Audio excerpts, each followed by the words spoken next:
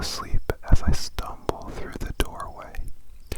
I lay down on the couch and reach for my bag of joints and spark one up as I pull YouTube on my laptop. I'm in the middle of watching some luxury cruise tour. Close, passing out, when I hear the front door open. I sit up and turn my head slightly, just enough to see my roommate coming in. He hangs his jacket in the closet and doesn't say anything and walks slowly to his room, which is normal enough. I'd been living with him for about 3 months, long enough for me to pick up on most of his tendencies. The guy really doesn't talk unless spoken to, which was far from a problem for me. He also generally kept things clean on his end, never causing much in the way of problems. I really couldn't complain. So, I go back to watching YouTube, and about 5 minutes later, I hear the shower in his room turning on. Once again, nothing strange. At this point, I'm watching bare-knuckle boxing highlights with my eyes half open, maybe 1 or 2 minutes away from passing out. I remember waking up in darkness, my head hurting, my throat dry as hell. I sat up slowly, waiting for the grogginess to settle into something manageable. Once it did, I grabbed my phone, checked the time, around 3:30 a.m. from what I remember. I was starving, and so I got up, began walking towards the fridge, and then I noticed it, a soft but ever-present noise in the background. It took me a few seconds to really recognize what it was. The shower. Suddenly, the events of last night began replaying in my head. Drinking at the bar, Ubering home, laptop, couch, my roommate coming home, the shower turning on. I stood there for a while, trying to make sense of it. Maybe he went to bed and forgot to turn it off. I shook my head. There's no way that happened, I thought. Maybe he slipped and fell. Let me just scroll down. There we go. It's a little difficult holding this tablet with one hand. Okay. Realizing the implications of this, I rushed towards his room, but found his bathroom door locked. I began pounding on it. "Hey man, you alright?" No response. I considered kicking the door down, but decided to call 911 before I did that. I took my phone out, preparing to dial, when I noticed that I had an unread text. One from my roommate. "Hey man, I couldn't sleep, so I went over to my girlfriend's place. Not sure when I'll be back. Sent 2 hours ago." I look at the bathroom door, then back down at my phone. Everything about this was wrong. First of all, my roommate barely texts me, and certainly never to tell me that he's going out. Second of all, I know for a fact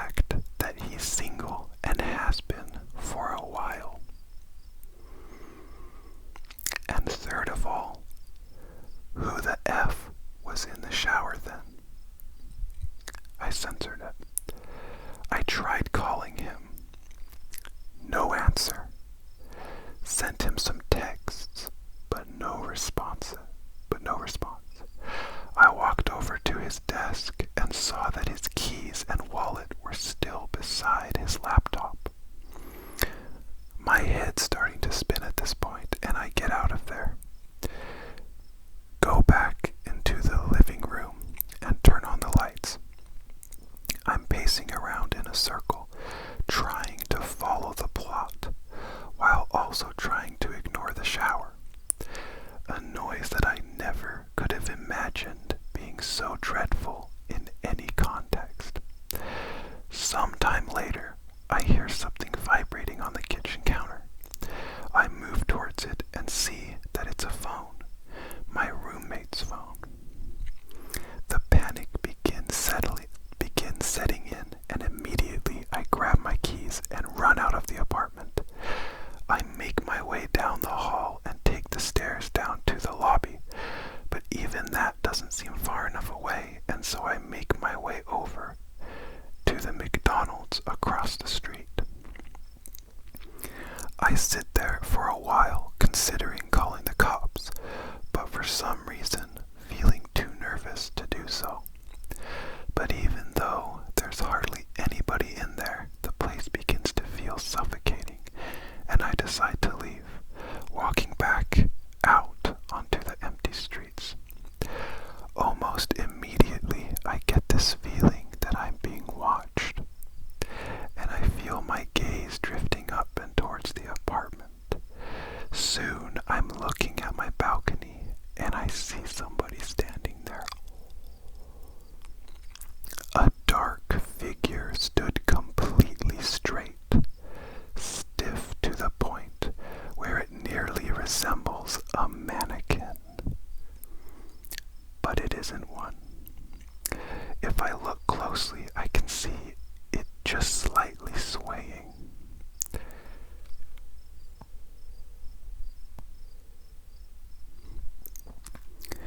I froze in place, my mind hardly able to understand or accept what it was seeing. It's not my roommate, it's too tall. In fact, it's too tall to be anybody I know. Its head nearly scraping the bottom of the balcony above. No matter how hard I tried, I couldn't make out any of its details. The darkness and distance may have been enough to explain that away, but there was something about it that drove me towards a different conclusion. That this thing simply possessed no details that could have been observed, that the only element of its composition was that of unadulterated darkness. Of course, my gut instinct was to get the hell away from it. But the voice in my head was telling me that if I were to try and run, this thing would end up following me. I went back into the McDonald's instead, locking myself in the bathroom as I finally dialed 911. I told the operator that somebody had broken into my place, but that I had gotten out of there without them noticing, but they were still in there. It was the story that mostly accurately represented the situation without making me come across as crazy. The operator told me that they'd be sending somebody over for me to hang tight. I left the bathroom, waiting at the table closest to the exit until I could see the red and blue lights cutting through the darkness. I went outside to meet the cops, looking up at the balcony to find it empty. Though the door to the living room had been left open. They pelted me with a bunch of questions that I had found difficult to answer. Is the intruder armed? Do I have an idea who it might be? What are their intentions? I told them I didn't know, that I couldn't figure it out, but they just kept on asking. Soon I was practically yelling at them to go up there and check it out for themselves, and I suppose the terror in my voice was enough for them to begin taking this seriously. They told me to wait by the entrance, and I watched on as they entered the building. I was out there for a long time, growing increasingly anxious at the thought of what they were going to tell me when they came down. A few minutes later, the silence was broken by a single muffled gunshot. My heart dropped into my stomach, and I unsure of what to do otherwise.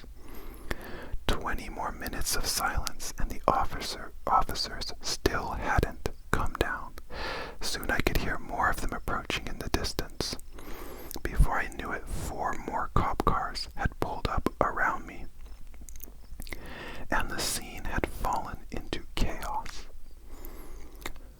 Officers shouting over each other and into their radios, more questions being hurled my way, none of which I was able to answer.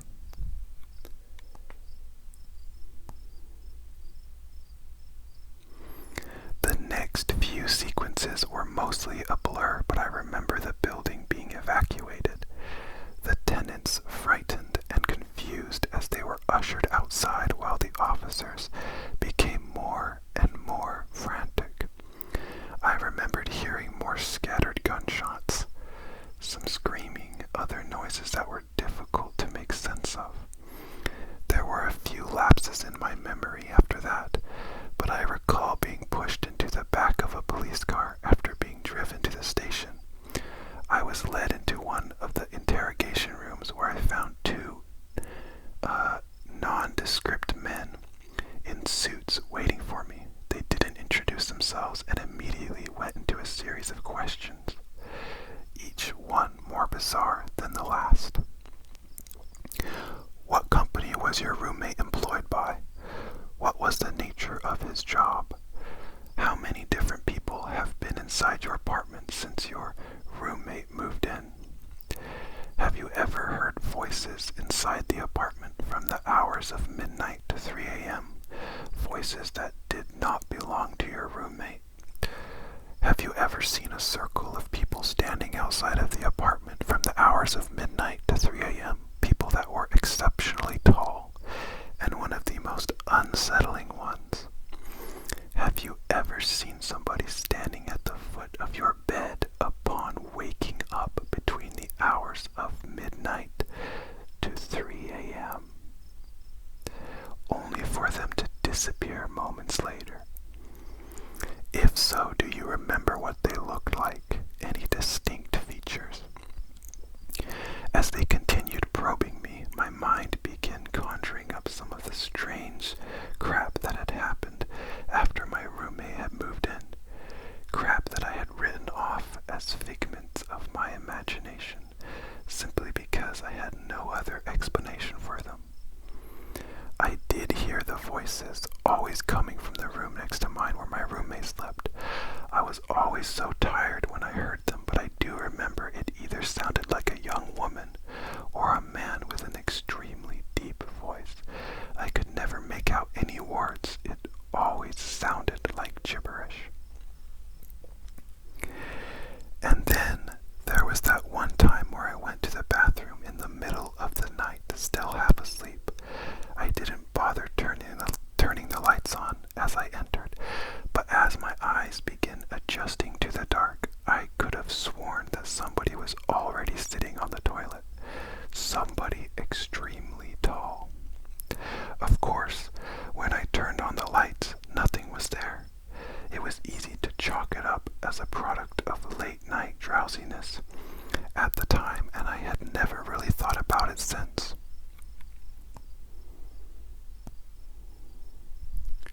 After doing my best to give them useful information, the suits spent a good few minutes taking notes on their phones. Once they were done, they sat up quickly, told me that they'd be in touch before leaving the room.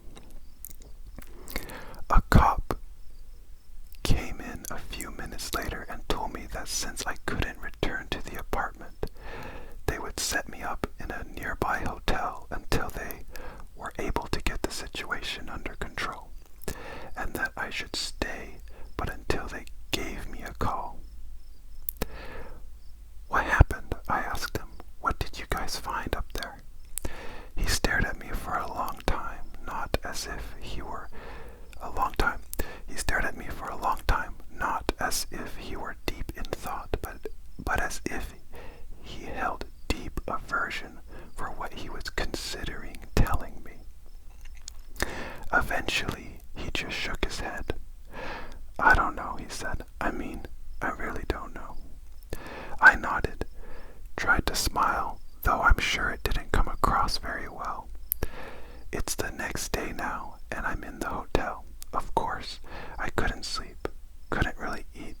officer hasn't called me yet. When I try searching up information about the evacuation on the internet, all I can find are articles claiming that it was due to a fire. A effing fire. Update. I fell asleep and I just woke up. It's 1 a.m. now. And I can hear the shower. Ooh, what do you guys think? I thought that was a bit spooky. I think that was a pretty good one. You guys will have to let me know. Alright, I think I'll read another story, and then that'll be it. Let me just find one.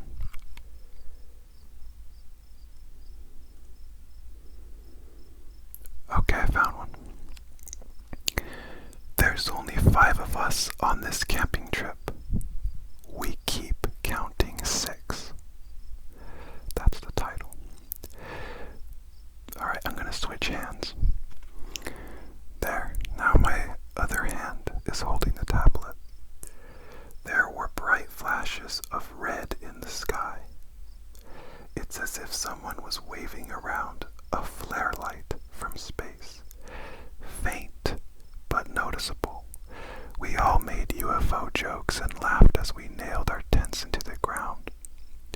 I knew for sure that there were 5 of us. We have all been friends since early middle school, and we're celebrating our high school graduation with this getaway camping trip. The flashes of red must have stopped randomly as we made conversation while fixing up our tents. Dave managed to put his tent together the fastest and told us he was going to find some branches for the fire. I remember how he had worked with me at the local gas station last year. We used to do the night shift together, and it made working at a desolate gas station much more fun than it was supposed to be. There was also Eric in the corner still reading his tent manual, fidgeting with his signature round glasses. I wasn't as close with Eric as I was with the others, but I still remember sitting with him in math class and copying his homework one time. Ava was also there, talking with Sally, my cousin. Both had decided to team up and work on one tent at a time. I also have clear memories of them, hanging around at school in our usual places. In fact, I even knew Ava's younger brother, as he used to beg to go with us wherever we went. I bring all this up because I'm sure that there were 5 of us, including me, and that I knew everyone in the group. So Dave had went to get some branches as we pulled out some foldable chairs and set them up around the fire pit. I remember feeling uneasy as the sun set and darkness began to consume the forest. The shadows of trees elongated around us as the minutes ticked by. Eric went to get a flashlight from his bag while we wondered what was taking Dave so long. He appeared soon after, the harsh rustling sounds of the bushes signifying his return. We were all buried in our chairs at this point, covered by our jackets. The temperature had dropped quickly, and a slight breeze was beginning to pick up. Geez, you guys weren't even bothered to pull out a chair for me, Dave said as he arranged all the branches in the pit. We had set up 5 chairs around the fire. I tried to rationalize the situation, but no matter how hard I focused, my head felt like it was underwater. I had perfect clarity up until that moment, but when I tried to focus on why 5 chairs were occupied when Dave hadn't sat down yet, my head seemed to just stop working, as if something was reaching in and pulling out my thoughts. Instinctually, I felt even more uneasy now, and I had placed why. The whole forest had gone dead silent.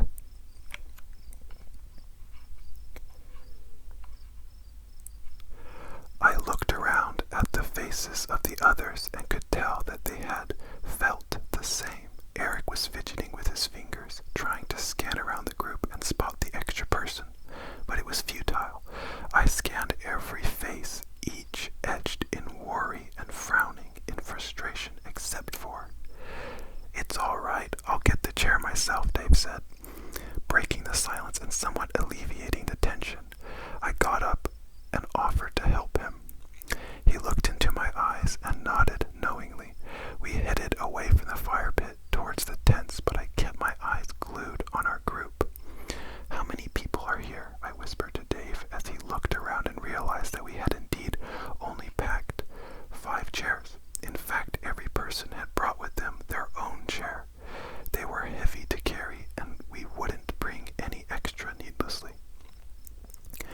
there's 5, right? I mean, there's 5 chairs, Dave replied.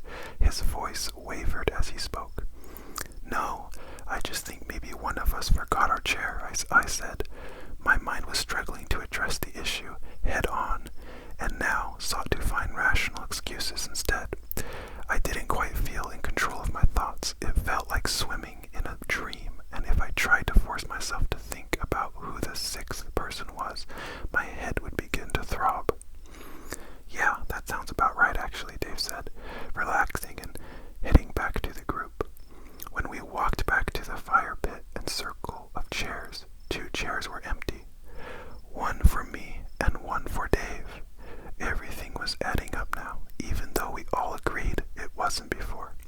Sally suggested we were all probably tired after the long hike to get here and probably just needed some sleep. She could have been right. We were all sleep deprived from waking up very early today to make it on time. Ava brought out the drinks. The whole 6-pack was emptied. We all moved closer to the crackling fire for warmth as we took sips from our cans and reminisced on memories of last year. Ava was in the middle of telling us about that one time she was home alone with weird things happening in her house when I got these sudden chills despite the pleasant warmth of the fire. What felt cozy and safe moments ago felt wrong now, and all because I realized that there was a crucial detail I missed. Who started the fire? I asked, completely interrupting Ava in the middle of her story and breaking everyone else's immersion. Everyone looked momentarily annoyed until they realized they had no answer. Once again, I scanned the faces staring back at me. I barely illuminated by all barely illuminated by the light from the fire, all familiar and pale from fear. Wasn't it you, Dave? Eric asked. Dave shook his head.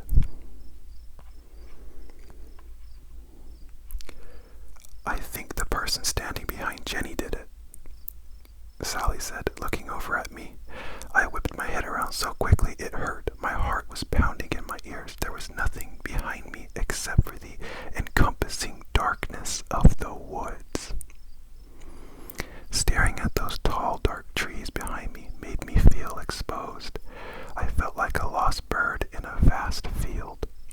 Wait, I don't know, Sally said. Her eyes had gone wide and she was shaking visibly.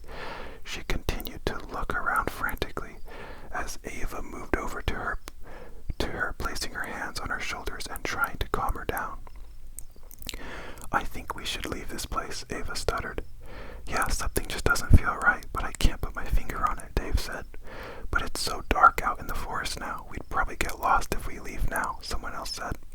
Yeah, I think we should stay the night and leave as soon as we can tomorrow, Eric agreed. I tried to protest but realized Eric was right. The woods harbored an oppressive darkness. Something just moved in my room. Okay. I think it was a bag. Where was I? I tried to protest but realized Eric was right. The woods harbored an oppressive darkness within which navigation would be near impossible. Let's not sleep in our separate tents just to be safe, Sally said. We all agreed. We only brought 1-person tents with us, but we could squeeze 2 if we tried. That way no one would be alone at night. Following this conversation, we all got up and made our pairs. I went with Dave, and Sally, like always, went with Ava. Eric kept complaining that he didn't have a pair, but we reassured him he did. He wouldn't accept it. I feel like at some point we all realized that there were only 5 of us, and suddenly we were all huddling up in the middle of the clearing. Why do we keep thinking there are 6 of us here? Eric asked. Sweat was dripping down his face despite the cold. We had nearly left him all alone on his own under the assumption that there was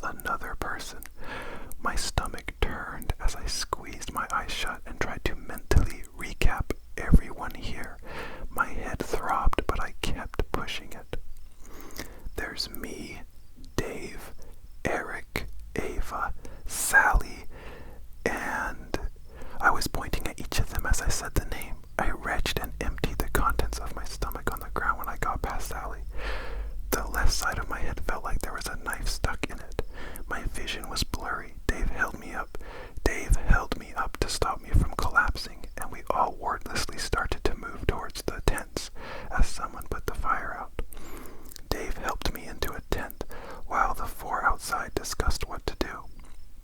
I could only focus on snippets of the conversation as the excruciating pain beating against my skull came and went in waves.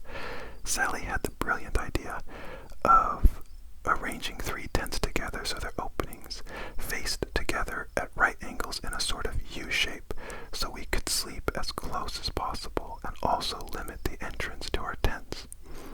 Dave was about to go help as they worked outside, but I clutched his hand and asked him to stay with me. The tents took some time to arrange.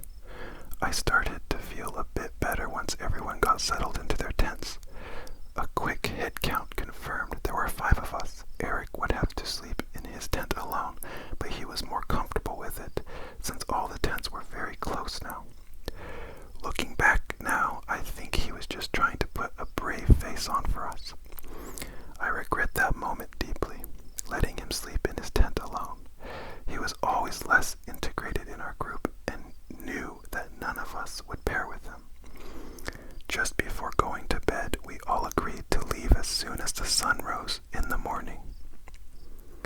I remember taking one last look outside the tent into the forest before trying to fall asleep. The wind had picked up and the tree branches were swaying gently. Beyond our clearing was just pure darkness. It felt like the trees were closing in on me, with the faint moonlight illuminating our clearing. I turned my head to look over at the 2 tents we had left out and saw someone standing next to them. Despite the circumstances, sleep came quickly and easily.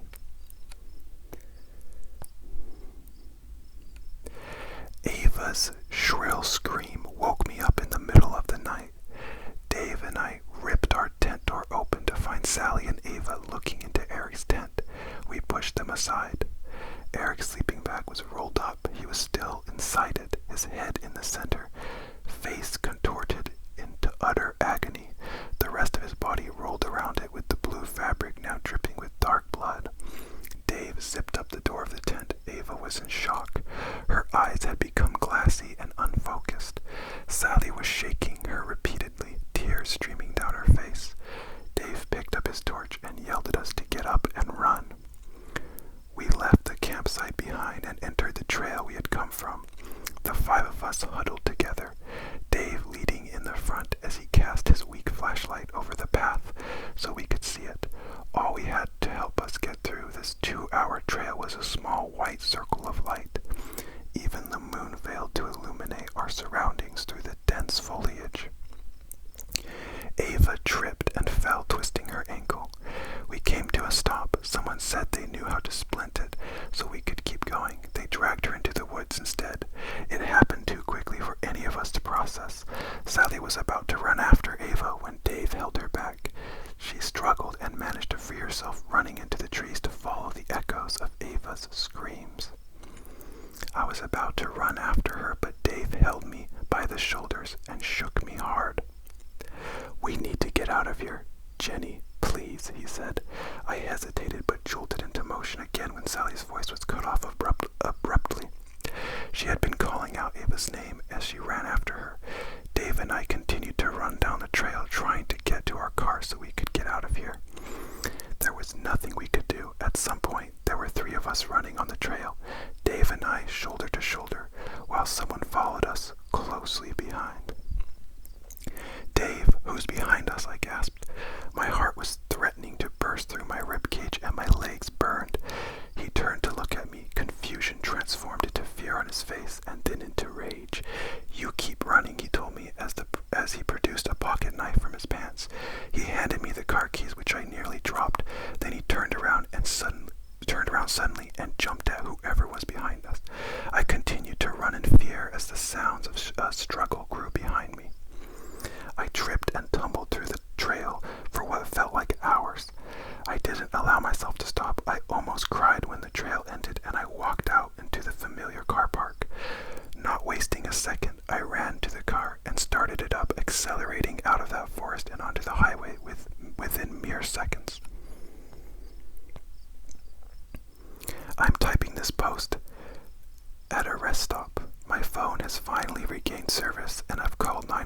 try and explain the situation.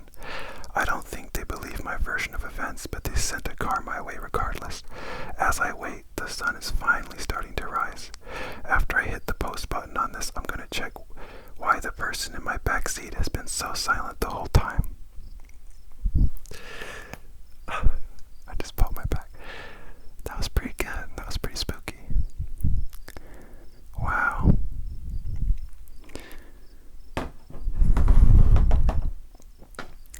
Well, I hope you guys enjoyed those two stories. My hands got a bit tired from holding the tablet, so I'm gonna have to figure out a better way to do it, but I think those are pretty